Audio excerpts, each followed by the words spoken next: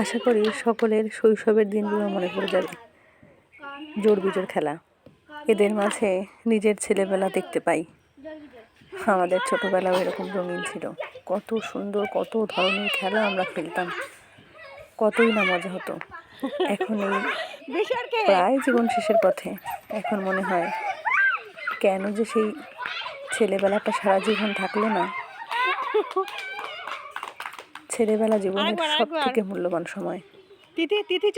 শৈশবের থেকে ভালো আর কিছু হয় না। শৈশবকাল জীবনের সোনালি দিন। এদের মাঝেই আবার নিজের ছোটবেলার স্মৃতিগুলো আরেকবার ঝালিয়ে নিলাম।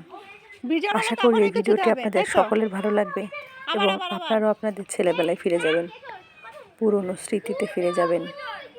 শিশুর মুখের হাসি আমাদের বেঁচে থাকার রসদ।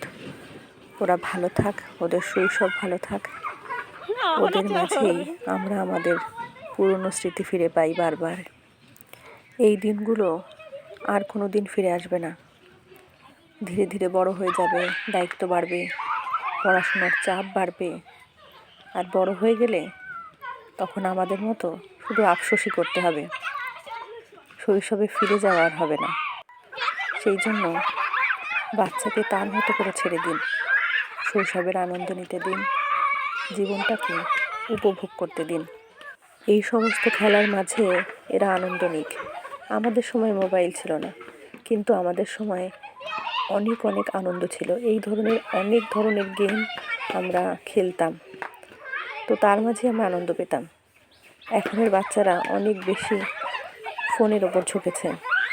আমি চাই বাচ্চাদের শৈশবটা অন্তত সিকিওর থাক, ওরা মোবাইল থেকে দূরে থাকুক, এই ধরনের বিভিন্ন ধরনের খেলার মাধ্যমে ওরা আনন্দ খুঁজে পাক। এই ধরনের খেলাধুলায় বৌদ্ধিক বিকাশ হয়, বাচ্চা 5 জনের সাথে মিশতে শেখে, অনেক অনেক অভিজ্ঞতা হয়, কীভাবে বিপদে পড়লে তার থেকে বেরিয়ে আসতে হয়, এইরকম উপস্থিত বুদ্ধি তৈরি হয়। তাই বাচ্চাদেরকে এই ধরনের খেলাধুলার মাধ্যমে ব্যস্ত রাখুন।